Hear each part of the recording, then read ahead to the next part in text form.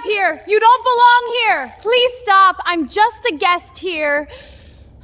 Get out of here! You don't belong here! Please stop. I'm just a guest here. Ma'am, you need to leave right now. Please, no! I can explain! Pathetic. What would you do if you walked into a luxury birthday party wearing a custom-made designer dress, looking your absolute best, only for wealthy guests to laugh in your face, pour wine over your head, and call security to throw you out, simply because they believed a Black woman could never belong in a room like that? And what if the very people humiliating you had absolutely no idea that the entire party had been organized for you by one of the most feared men in Korea? Welcome to Black Stories. If you are new here, hit that subscribe button and stay until the very end, because you do not want to miss how this one lands. Who let her in? Han Soo-min said it under her breath, but not quietly. She had a way of doing that, saying things at exactly the volume where the people around her could hear, but she could deny it if she needed to. It was a skill she had refined over 29 years of moving through rooms like this one. Rooms where the right word at the right volume could shift an entire atmosphere without anyone being able to point at exactly when it changed. She was the only daughter of Han Byung-chul, one of the most powerful investors in the Korean luxury market. She had grown up in boardrooms and ballrooms, in penthouses and private clubs, surrounded by people who measured belonging the way other people measured distance, in precise, unforgiving increments. She knew every face that moved through spaces like this one. She knew every name, every family, every connection. She had built that knowledge deliberately over years because in the world she lived in, knowing who belonged and who did not was not just social currency. It was power, and she did not know this woman. The woman had come through the ballroom doors about a minute ago. She was black, tall, and she was wearing a deep black floor-length gown that fit her like it had been made for her body specifically. At her throat was a diamond and white gold necklace that caught the light with every small movement she made. She walked with a steadiness that Soo-min found immediately irritating, the particular calm of someone who had decided before they entered the room that they had every right to be there. She was looking around the room quietly, searching for someone. Soo-min leaned toward the man standing beside her. Lee Min-ho was her fiancé, broad-shouldered and well-dressed, the son of a construction empire that had made his family one of the wealthiest in Seoul. He was 34 years old and had the settled, unchallenged confidence of a man who had grown up being told that every room he walked into was already his. He looked where Soo-min was looking. "Who is she?" he said. "That is exactly what I am asking," Soo-min said. "She is not on the guest list. You don't know everyone on the guest list." "I know everyone on this guest list," Soo-min said flatly. "I have been coming to Tae-Jun's gatherings for 3 years. I know every face that belongs in a room like this." She looked at the woman again, at the dress, at the necklace, at the confidence that refused to waver even under the attention of the room. Someone made a mistake letting her in. She handed Min-ho her champagne glass and smoothed the front of her dress. She walked toward the entrance. Vanessa Carter had not found her husband yet. She had been in the room less than 2 minutes, and she had already felt the shift that she knew better than almost anything else in her adult life. The slight recalibration of a room when she walked into it. The way eyes moved toward her, and then away, and then came back. She had felt it since she was 19 years old, the first time she had walked into a room that had already decided something about her before she opened her mouth. She had spent years learning what to do with it, which was nothing. You kept your shoulders back and your face easy and your stride steady, and you did not give the shift anything to hold on to. Vanessa Carter had grown up in Atlanta, Georgia, the daughter of a literature professor and a civil rights attorney. She had been raised on the idea that dignity was not something other people gave you. It was something you carried into every room yourself and refused to put down no matter how hard the room pushed back. She had carried it through college, through graduate school, through boardrooms and charity galas, and every other space that had looked at her the way this room was looking at her right now. She was searching for someone from Tae-Jun's team, anyone with a familiar face who could point her toward her table, when the woman reached her. "Excuse me." Vanessa turned. The woman in front of her was Korean, elegant, sharply dressed in a wine-colored gown with her hair pinned precisely. She was smiling, but it was the kind of smile that performs warmth for the people watching while delivering something else entirely to the person on the receiving end. Vanessa recognized that smile. She had seen variations of it in many rooms before this one. I think there may be some confusion tonight, the woman said. Her English was deliberate and precise, each word placed carefully. This is a very private event, very exclusive. Perhaps there has been a mix-up with the venue. It happens. Vanessa looked at her steadily. I am in the right ballroom. I was invited. Woman tilted her head. A small movement, barely anything, but it managed to communicate both sympathy and dismissal at once. Invited by who? By the host, Vanessa said. The smile stayed exactly where it was, but something shifted behind it. The woman turned slightly toward the guests nearest to her and said something in Korean, her voice light and almost casual, the tone of someone sharing something mildly entertaining with friends. The response was immediate. Two women nearby covered their mouths. A man in a gray suit turned to look at Vanessa with the fresh attention of someone who has just been told there is a show worth watching. Vanessa felt the laughter before she fully heard it. She reached into her bag and called her husband. 3 rings, voicemail. She lowered the phone. He had said he would not be long. She simply needed to hold her ground and give him time to arrive. I understand you don't recognize me, she said, her voice even. But I am a guest here and I would appreciate. What I don't understand, the woman said, cutting across her with the smooth ease of someone accustomed to interrupting without consequence, is what you think is going to happen here. Her eyes moved over Vanessa slowly. The dress, the necklace, her face. You dressed very nicely, but a beautiful dress and expensive jewelry do not make you the kind of person who gets invited to an evening like this one. She paused, letting that land. Do you understand what I am saying to you? Several guests nearby had stopped their conversations.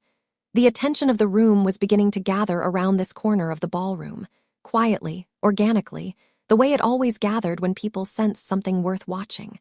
Vanessa was aware of every single one of them. She was also running the calculation she had been running since she was a teenager. The one that went, if you get angry, your anger becomes the story. If you raise your voice becomes the evidence. If you let them see what their words cost you, they have won something that cannot be taken back. So you hold yourself together from the inside and you wait. I was invited by Kang Tae-Jun, she said quietly and clearly. He is expecting me. I'm simply waiting for him to arrive. Woman looked at her for a moment. Then she turned back to the nearby guests and repeated it in Korean. Laughter that came back was louder and more settled. The laughter of a room that has made up its mind. That was when Lee Min-ho walked over. He came with the easy energy of a man who had watched from a distance and decided he wanted to be part of this. Up close, he was large, broad through the shoulders, with the kind of physical presence that men like him had learned to use as punctuation in conversations they wanted to control. He looked at Vanessa the way he looked at things he had already decided about. So you know Kang Tae-Jun, he said. His English carried a heavy accent, but he used it deliberately, making sure every word arrived clearly. Personally, Vanessa said. He smiled. What exactly is your connection to a man like him? The emphasis on a man like him was not accidental. Nothing about the way he was speaking was accidental. He was not asking a question. He was constructing a statement about who belonged in this room and who did not, and letting her hear herself being placed on the wrong side of it. Vanessa held his gaze. That is between me and him. Min-ho glanced back at Soo-min. He spread his hands slightly, a small gesture that said to the people watching, you see what I mean. The room responded the way it had been responding all evening, with nods, with laughter. With the warm solidarity of people who had agreed on something without ever needing to discuss it. He looked back at Vanessa and his voice dropped into something quieter, the specific register of cruelty that understood its own power, that knew quiet carried further than loud in rooms like this one. Women like you, he said, always find a way to walk through doors that were not opened for you. You learn to dress the part. You wear the jewelry. You practice the walk. He paused. But this room was not made for you. And I think if you are being honest with yourself, somewhere inside you already know that. Vanessa called Tae-Jun again. Voicemail. She held the phone in her palm for a moment after she lowered it. She could hear her own breathing. She could feel the cold beginning to settle through the wet fabric of the dress, where the spilled drinks from nearby tables had splashed against her during the jostling of the crowd pressing closer. She kept her face completely still. I am not leaving, she said. Something moved through Min-ho's expression, a brief, genuine flicker of surprise. She was still standing there. She had not folded. She was looking back at him without looking away. The surprise closed. What replaced it was colder. He He was holding a fresh glass of red wine that a passing waiter had placed in his hand moments ago. He had not asked for it. It had simply arrived, the way things always arrived for men like him, without effort, without request. Now he looked at the glass. Then he looked at Vanessa. She saw it. She saw the idea form behind his eyes, watched it travel from thought to decision in the space of about 2 seconds. She saw his grip on the glass change slightly, the small shift in how he was holding it. She understood 1 second before it happened exactly what was coming. She did not move, not because she could not, because somewhere in the last few minutes she had made a decision that she was not going to flinch in this room for these people. That she was not going to give them the satisfaction of seeing her step back from something that should never have been aimed at her in the first place. The wine came down. It hit her left shoulder first and spread immediately, dark red across the black fabric of her gown, moving fast, reaching her neckline, her waist, the hem, dripping from the fabric to the marble floor below her in slow, deliberate drops. The ballroom went silent, 3 full seconds of absolute silence. Then Minho laughed. A short, genuine exhale of amusement, like he had surprised even himself with his own boldness. Then Sumin, bright and sharp, her hand coming up to her mouth but not quite covering the smile fast enough. Then the guests nearest to them, and then the ones behind those guests, and then the laughter was everywhere, moving through the entire ballroom, filling every corner of it, bouncing off the marble floors and the high ceiling and the crystal chandeliers that Kang Tae-Jun had hung in this room 3 weeks ago because his wife had once mentioned in passing that she found them beautiful. Phones came out. Not 1 or 2. Many. People turned to each other with wide eyes and the animated energy of those who know they are witnessing something they will be talking about tomorrow. Someone was already narrating under his breath. The violins kept playing. That was the detail that would stay with Vanessa afterward, in all the many times she would find herself back in this moment. The violins kept playing through all of it, soft and elegant and completely indifferent, as though nothing had changed. As though a woman was not standing in the center of the room that had been built for her, with wine soaking through the fabric of the dress her husband had chosen with his own hands, surrounded by people who had decided she was entertainment. Vanessa did not move. She stood exactly where she was with her chin level and her hands completely still at her sides, and she breathed. 1 breath, then another. The wine was cold against her skin now, and the fabric was heavy with it, and she could feel every single pair of eyes in that room sitting on her face, waiting to see what she would do, whether she would crack, whether she would give them something even bigger than what they already had. She did not give them anything. She held herself together from the inside, with that part of you that has no name but refuses, absolutely refuses, to be made small, no matter how hard the room is pushing. But before we go any further, let me take you back. Because for you to truly feel what was happening in that ballroom on that night, you need to understand how Vanessa got there. You need to understand what this night was actually supposed to be. So let me take you back to the beginning so you can understand how we got here. Kang Tae-Jun had been planning this night for 3 weeks. He was 38 years old, and he ran an empire that most people in Seoul knew about in the way you know about weather. Not because you understood it fully, but because you felt it and you respected it. He had built his business from the ground up starting at 22, with nothing except a particular kind of intelligence that understood how power moved through rooms and how to position yourself in its path before anyone else saw it coming. He was known for being calm in situations that made other men loud. He was known for being patient in situations that made other men rash. He was known for the 2 men who were always 2 steps behind him whenever he entered a room, and for the fact that nobody who had ever seriously underestimated him had been comfortable doing so a second time. What most people did not know about Kang Tae-Jun was the particular way he looked at his wife when he thought no one was watching. The guests tonight had been told what he needed them to believe: a private gala, a business evening, the kind of gathering his name was regularly attached to. They came dressed for business, ready with their proposals and their careful social calculations, believing they had been chosen for proximity to power. None of them knew the real reason those chandeliers had been hung, why those specific orchids had been arranged on every table, why the violinists had been given a very specific handwritten list of songs. And the woman whose birthday it was had no idea either. Earlier that evening, in their private residence, Vanessa had been sitting at her dressing table when she heard his footsteps in the hallway. She knew them the way you know the particular sounds of someone you have built a life with, the weight and rhythm of them, the way they slowed slightly when something was occupying his mind. He appeared in the doorway holding a necklace, diamond and white gold. He was holding it with both hands and with a concentration that she found quietly amusing, because this was a man who navigated enormous and complicated things every single day without visible effort. And here he was looking like diffusing that necklace was the most important operation he had ever been assigned. "You look like you are diffusing something," she said to his reflection. He did not respond to that. He walked toward her and brought the necklace around to her throat, fastening the clasp with slow, careful hands. She looked at it in the mirror. She was quiet for a moment. It was extraordinary, elegant and precise, exactly what she would have chosen for herself if she had been choosing, which meant he had been paying attention. He was always paying attention. He just rarely let you see him doing it. Tae-Jun. She touched it with 2 fingers. "This is not a business dinner necklace." "It tonight," he said. She turned on her stool and looked up at him. She studied his face the way she had learned to study it over the years of their marriage, looking past the surface of it for the things he did not say out loud. There was something there tonight, something carefully contained, a warmth that he was not quite managing to hold behind his usual stillness, something that on any other face she would have called excitement. On Tae-Jun's face, it was so quiet and so rare that most people would have walked right past it. She did not walk past it.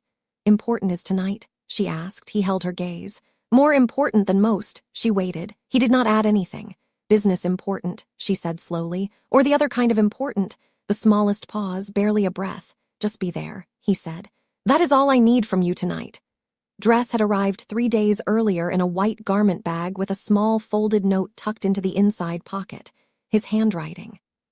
Small and even and very controlled, which was precisely how he was. The note said, "For Friday," just those 2 words. She had laughed a little, standing there in the dressing room holding it. He could have written anything. He had written 2 words. It was so completely him that she had folded it carefully and placed it in the small dish on her dressing table, where she kept things she wanted to keep. She had expected the dress to be wrong when she put it on. She had braced herself to find something diplomatic to say about it. She had slipped it on and looked in the mirror and gone completely quiet because it was not wrong at all. It fit her perfectly in a way that told her he had not guessed at her measurements. He had known them precisely. He had given them to someone and they had made this dress for her body specifically, and he had said nothing about any of it. She had stood in front of that mirror for a long moment just looking. At the door, with her coat on and her bag in her hand, she paused because he was still standing there. "Have something to finish before I can leave," he said. "It should not take long." He looked at her in the way that he looked at her when they were alone and there was no one watching and he was not performing anything for anyone. "If I am delayed, do not wait in the car. Go inside. I will find you the moment I arrive. Everything is ready." She had looked at him when he said that. Everything is ready. There was something in those words, the way he said them, that felt like they were pointing at something just beyond what she could see. She kissed him once. He held her face in his hands for a moment longer than was necessary. Then she left. She did not know, as that car moved through the Seoul streets toward the Grand Hana Hotel, that every orchid in that ballroom was there because she had once mentioned in passing that she loved them. She did not know that the violinists had a list of songs she loved, written in his handwriting. She did not know that behind a curtain at the back of the room, there was a cake with her name on it, and candles, and a card he had written himself and rewritten twice, because the first 2 versions had not said what he wanted them to say. She thought she was going to support her husband at a business dinner. She walked through those ballroom doors looking for his face, not knowing that every single thing in that room had been built for her. And Tae-Jun, who had promised he would not be long, had been held back by something his team could not resolve without him. He was on his way. He was coming. But he was not there yet. And in the space of his absence, in the room he had spent 3 weeks building for her, the worst thing that could have happened was already happening. Back in the ballroom, the laughter had not stopped. Vanessa was still standing exactly where she had been when the wine hit her. She reached into her bag and found her phone. She called Tae-Jun. Voicemail. She held the phone in her palm for a moment after she lowered it.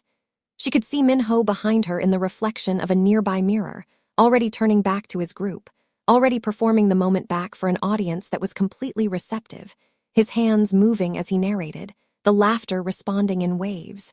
She thought about the car outside, the quiet of it, the relief of being somewhere that was not this room with these people and all these phones. Then she thought about what he had said at the door, "Go inside. I will find you." She put the phone away. She raised her eyes to the room. "I would like someone to call Kang Tae-Jun," she said. Her voice was clear and carried across the nearest tables. "Please contact the host." Laughter that came back was bigger, more settled. The laughter of a room that had fully made up its mind. Soo-min walked toward her slowly and stopped close enough that they were almost speaking privately, though she was not lowering her voice at all. "I have been coming to Tae-Jun's events for 3 years," she said, almost gently. "I know his circle. I know every person he trusts in a room like this one, and I can tell you with complete certainty that you are not part of it." She looked at Vanessa with something that was almost pity. "Whatever story you came here with, it is not real. Everyone in this room already knows it. Go home. This was never the place for you." Vanessa looked at her for a long moment. "I am not going anywhere," she said. The almost pity in Soo-min's expression dissolved. What replaced it was harder and colder and entirely done with patience. She turned and nodded toward the back of the room. Director Choi arrived within 2 minutes. He was a man in his 50s, pressed shirt, a vent lanyard around his neck, the particular practiced efficiency of someone whose professional life was built on making problems disappear before they reached people who mattered. He had been the event coordinator for 3 of Tae-Jun's previous gatherings. He knew this room. He knew its guests. He walked toward Vanessa with a neutral, professional expression that told her clearly he had already been briefed and had already decided what he was going to do. "Ma'am," he said, keeping his voice low. "I understand there has been some difficulty this evening. If you would just come with me, we can step outside and—" "I was invited here by Kang Tae-Jun," Vanessa said. "He is my husband. I am asking you to call him right now." Director Choi's expression did not change. But his eyes moved to Soo-min, just one quick glance, barely a second. Vanessa caught it and understood exactly what it meant, the same calculation she had watched every person in this room run since she walked through those doors, and arriving at the same answer every single time. "Ma'am," he said again, more firmly. "I am going to need you to come with me." "Call him," Vanessa said. "Pick up that phone, call Kang Tae-Jun, and he will tell you exactly who I am." Director Choi looked at her with that professional, practiced patience that was its own particular kind of cruelty. He said nothing. He simply waited. 2 security guards had appeared at the edges of the crowd. Standing back, not moving yet, but present, their positioning making the geometry of the room very clear. Vanessa was aware of them the way you are aware of things that have placed themselves between you and the door. She looked around one more time, at the phones, at the faces. At all the people who had laughed and all the people who had watched without laughing and had not said a single word either. Near the back wall, a young waitress, a woman in her mid-20s in the hotel's black and white uniform, had set her serving tray down on a nearby surface and was standing completely still, watching everything unfold with an expression that was complicated and private. She was not laughing. She had not been laughing at any point. Her face held something that looked like genuine distress, like a person witnessing something they knew was wrong and had not yet found the courage to say so. Vanessa noticed her. She looked back at Director Choi. 5 minutes, she said. Her voice was very quiet now, not defeated. The quiet of someone who has used every available resource to hold themselves together and cannot afford to spend any of it on volume. 5 minutes and 1 phone call. That is all I am asking. Something passed through Director Choi's face, something brief and real. The expression of a man who is not entirely sure he is doing the right thing but does not know how to stop doing it now that he has started. Then Soo-min's voice came from behind him. "This has gone on long enough." Uncertainty in Director Choi's face closed like a door. He nodded to the security guards. They began moving toward her. Vanessa looked at them coming. She looked at the room, at all of it. The phones and the faces, and the wine that had dried into the fabric of the dress that had arrived with a note that said for Friday. She felt something move through her chest that was not quite despair and not quite anger, but lived in the narrow, painful space between them. She thought about his hands at her throat that evening. The careful way he had fastened the clasp. "I will find you." The security guards were almost at her sides. Then the ballroom doors opened. Nobody announced him. The violin music did not stop, but it wavered. The way music wavers when something enters a room and pulls the concentration of every person in it at once, including the people whose job it is to keep playing. 4 men came through the doors first. They did not rush. They moved through the entrance and spread out with the unhurried precision of people who had done this in enough rooms that it required no thought at all. Their eyes moved across the ballroom without stopping, taking inventory of every face, every exit, every hand, every phone. Then Kang Tae-Jun walked in, dark suit. No tie. He was looking at his phone as he came through the doors, the composed, easy energy of a man arriving at something he had been looking forward to. He moved through the entrance with the unhurried stillness of a man who had never once in his life needed to announce himself because every room he entered already knew. Then he looked up. He saw the crowd gathered at the center of the room. He saw Director Choi. He saw the security guards positioned at the edges of the crowd with their purpose written clearly in the way they were standing. He saw Soo-min with her arms crossed and her expression of satisfied certainty. He saw Min-ho and the guests and the phones.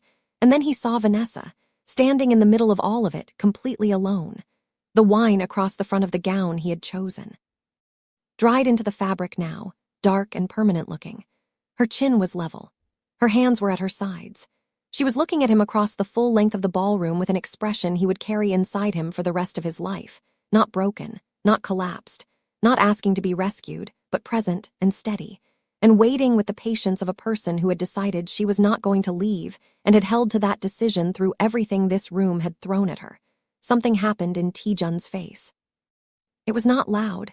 It did not announce itself. It moved through his expression the way weather moves, beneath everything, changing the quality of the air without shifting a single visible detail. What happened was that something behind his eyes went completely, absolutely, dangerously still. The four men who had come through the doors ahead of him stopped moving. Simultaneously. Not because anyone gave a signal. Because they had been beside this man long enough to know what that specific stillness meant, and what it meant was that the room had just changed and they needed to change with it. Their eyes stopped their continuous sweep of the room and fixed. On faces. On hands. On the phones still raised in the air. The temperature in that ballroom did not change. The chandeliers burned exactly as brightly as they had all evening. But every person in that room felt something arrive. Felt it in their chest and behind their eyes, and in the sudden instinct to be very still and very quiet and very careful about where they were standing and what their hands were doing. Phones lowered without anyone deciding to lower them. Backs straightened without anyone choosing to straighten them. Laughter that had been sitting in people's throats dissolved before it could form. Soo-min felt it before she understood what it was. What she felt was the sudden, cold, absolute certainty that she had made a mistake. Not a small one. The kind that has a shape and a weight to it. The kind that does not disappear with an apology. Min-ho had put his glass down somewhere. He did not remember putting it down. Tae-Jun crossed the ballroom floor. The crowd did not need to be asked to move. Their bodies made the decision before their minds caught up, parting for him the way crowds always parted for him, out of something that was not quite fear and not quite respect but lived in the space between them. He reached Vanessa. He stopped in front of her, and for a moment he simply looked at her. Not at the dress. Not at the stain that had spread through the fabric he had spent an afternoon choosing. At her face. At the way she was still holding herself after everything that had happened in this room tonight, with her chin level and her hands still, and that quiet, unbroken steadiness that he had known about her from the very beginning and had never stopped being moved by. His hand came to her face. One hand, his palm against her cheek, the way you touch something you are enormously relieved is still intact. "Are you hurt?" he said. His voice was only for her. "No," she said. He held her eyes for one moment. She could see things moving in his expression that he was managing with great care. She knew his face better than anyone alive. She knew exactly what the management of it meant. Then he turned and looked at the room. The silence was total. "Someone," he said very quietly, "tell me why my wife is standing in the middle of her own birthday party covered in wine." Those words hit the room like something dropped from a very great height. His wife. Her own birthday party. The understanding moved through every person in that ballroom simultaneously. People who had been laughing 3 minutes ago felt the laughter drain from them completely, leaving behind something that had no comfortable name. People who had held their phones up felt them grow heavy. People who had said nothing and done nothing felt the specific, unpleasant weight of that silence settling across their shoulders. Soo-min's face collapsed. Every layer of it, the practiced ease, the social confidence, the satisfied amusement that had lived in her expression all evening, gone at once. What was left underneath was raw and unguarded. The face of someone who has just understood the full size of what they have done and cannot find any version of events in which they walk away from it without consequence. She looked across the room at her father. Han Byung-chul had come out from a side room when the energy of the ballroom shifted, ready to shake hands and close the distribution deal he had spent 4 months building toward. He was 60 years old, silver-haired, the kind of man whose wealth had given him a particular settled authority that he carried into every room he entered. He had sat across tables from difficult men his entire professional life. He looked at his daughter's face. He looked at Tae-Jun's face. He understood everything in approximately 4 seconds. Min-ho had not moved from where he was standing when the doors opened. He had gone the specific color of a person who has understood that the thing they believed was a small, entertaining moment has turned out to be something with consequences that extend far beyond this room and far beyond this evening. Tae-Jun looked at him, just looked at him. Patient, quiet. The particular look of a man who is knotting something carefully and has not yet finished with it. Min-ho looked at the floor. Tae-Jun turned to Park, his right-hand man, who had been positioned 2 steps behind him since they walked through those doors and had not moved or spoken once. "Full recording," Tae-Jun said. "Every camera, everything from the moment she arrived." Park left without a word. Tae-Jun looked across the room until he found Han Byung-chul, who walked forward because the alternative to walking forward was not something he was prepared to choose. Han Byung-chul stopped in front of him. He was trying to hold his composure and almost managing it. Tae-Jun looked at him with the patience of a man who had nothing left to perform. "I invited your family here tonight," he said, "because I believed you understood what it meant to be trusted with something that mattered to me." He paused. "The distribution contract, the market access, the terms we spent 4 months building, it is finished, all of it." Han Byung-chul opened his mouth. "Your daughter poured wine on my wife," Tae-Jun said, "in her own birthday party, in a room I built for her." His voice did not rise. It did not need to. "Do you understand what your family has cost themselves tonight?" The sound Han Byung-chul made had no words in it. Behind them, Soo-min had gone to her knees. Her legs made the decision before the rest of her caught up. She sank to the marble floor with her hands pressed together in front of her, and the sounds coming from her were no longer sentences. They were broken pieces of sorry and please, and I didn't know that kept starting over and over without ever reaching an ending. Min-ho went down beside her. No one asked him to. His eyes went to the floor and stayed there. His whole body was shaking with the particular tremor of someone who has finally understood what room they are actually in. Director Choi was pressed against the far wall. Every trace of professional color had drained from his face. The security guards who had been moving toward Vanessa stood motionless at the edges of the room, their purpose completely dissolved, their professional neutrality gone with it.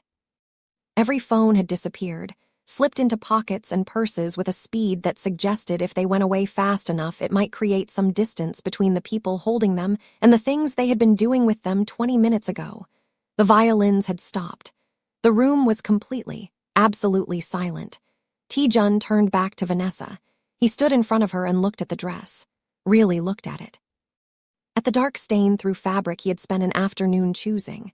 The gown that had arrived in a white garment bag with a note that said for Friday. The one he had imagined her wearing in this room on this specific evening, when everything was supposed to be beautiful and right.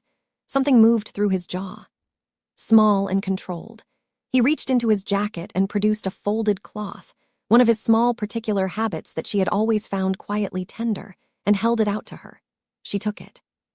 She pressed it against the stain at her neckline. Then she looked at the room, at Soo-min on the floor. At Min-ho, at all the faces that had turned against her tonight. She looked at the young waitress near the back wall. The woman who had set down her tray and never laughed, who was still standing exactly where she had been, watching everything with that complicated private expression. Their eyes met for a moment across the room. Then Vanessa looked back at her husband. He was watching her. Waiting. She could read everything he was telling her without a single word, the way she had always been able to read him. That the decision in this room was hers. That whatever she chose he would honor completely. She could also read, with perfect clarity, what his answer would be if she stepped back and gave it to him. She knew what that meant. She had always known. She had not married a man who let things pass. She loved him for all of it, including this, including the part of him that was standing in this room right now with that stillness that had emptied every phone and bent every knee. But she also knew this about herself. She had walked into this room with nothing but her dignity, and they had tried to take it from her piece by piece. She had stood in the center of all of it, and she had not left. Not because she was waiting to be saved, because she refused to let them write her ending. She was not going to let them write this one either. She put her hand on his arm. He went still beneath her touch in that particular way that only happened when it was her. The room felt it. Even the people on the floor looked up. Tae-Jun, she said softly. He looked at her. She looked at Soo-min, at Min-ho, at all the people who had decided before she opened her mouth that they knew everything they needed to know about her. Please, she said quietly. Not on my birthday. The room held its breath. Tae-Jun looked at her for a long moment. Something moved through his expression that lived too deep for anyone else in that room to read. Something that existed only between them, in the private language of two people who had spent years learning each other completely. Then he turned. He looked at Soo-min on the floor, at Min-ho, at Han Byung-chul standing with his hands at his sides and the ruins of 4 months of careful work around him. At the room he had spent 3 weeks building for the woman standing beside him. He looked at all of it, then he turned to Park. And quietly, without raising his voice, without any performance, he said, "Handle it." Park moved toward the door without a word. Nobody spoke. Nobody moved. The ballroom that had been full of laughter and phones and the comfortable cruelty of people who were certain they were right was now completely, absolutely still. Nobody knew what those 2 words meant for the people kneeling on that marble floor. Nobody knew what Kang Tae-Jun's version of handled looked like when the person who had been hurt was the one person in the world for whom he had built a room full of orchids and violin music and a cake with her name on it. Nobody knew what the morning would bring. Nobody knew what came next. Nobody except him. And in that ballroom, filled with people who had decided that a black woman in an expensive dress could not possibly belong in a room that had been built entirely for her, not one single person realized that the night had only just begun. So here is the question this story leaves with you. Tae-Jun made his decision. But what do you think he chose?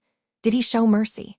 Did he make every single one of them pay for what they did to his wife in that room, on her birthday, in front of the whole city? Comment below right now and tell me what you think should happen next. And if you cannot wait to find out, if you need to know what those 2 words really meant for Han Soo-min and everyone who laughed in that ballroom tonight, then you already know what to do. Subscribe to Blaq Stories right now, because Vanessa's story is not over. Not even close. Part 2 is coming, and some nights change people forever.